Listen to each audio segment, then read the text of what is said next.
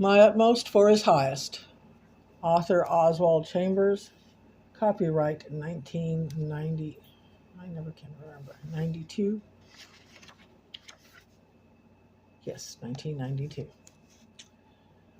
Decreasing for His purpose. He must increase, but I must decrease. John 3:30. If you become a necessity to someone else's life, you are out of God's will. As a servant, your primary responsibility is to be a friend of the bridegroom. When you see a person who is close to grasping the claims of Jesus Christ, you know that your influence has been used in the right direction.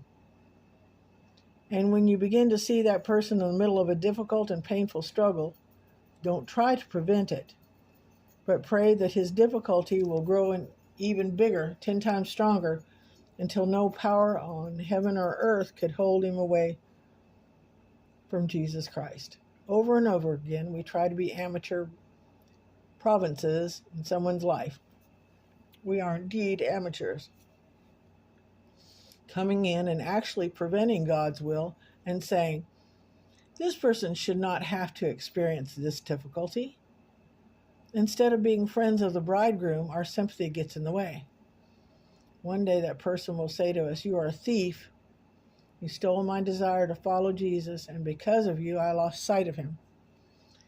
Beware of rejoicing with someone over the wrong thing, but always look to rejoice over the right thing.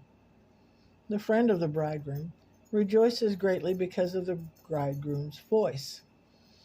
Therefore, this joy of mine is fulfilled. He must increase, but I must decrease. This was spoken with joy, not with sadness. At last they were to see the bridegroom, and John said this was his joy. It represents a stepping aside, an absolute removal of the servant, never to be thought of again. Listen intently with your entire being until you hear the bridegroom's voice and the life of another person. And never give any thought to what devastation, difficulties, or sickness it will bring. Just rejoice with godly excitement that his voice has been heard. You may often have to watch Jesus Christ wreck a life before he saves it. See Matthew 10:34. Maintaining a proper relationship. The friend of the bridegroom, John 3:29. Goodness and purity should never be traits that draw attention to themselves, but should simply be magnets that draw people to Jesus Christ.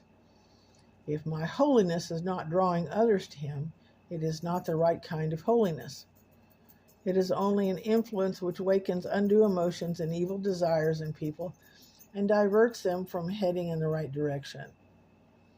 A person who is a beautiful saint can be a hindrance in leading people to the Lord by presenting only what Christ has done for him, instead of presenting Jesus Christ himself. Others will be left with this thought, what a fine person that man is. That is not being a true friend of the bridegroom. I am increasing all the time, and he is not. To maintain this friendship and faithfulness to the bridegroom, we have to be more careful to have the moral and vital relationship to him above everything else, including obedience. Sometimes there is nothing to obey, and our only task is to maintain a vital connection with Jesus Christ, seeing that nothing interferes with it. Only occasionally is it a matter of obedience. At those times when a crisis arrives, we have to find out what God's will is. Yet most of our life is not spent in trying to be consciously obedient, but in maintaining this relationship, being the friend of the bridegroom. Christian work can actually be a means of diverting a person's focus away from Jesus Christ.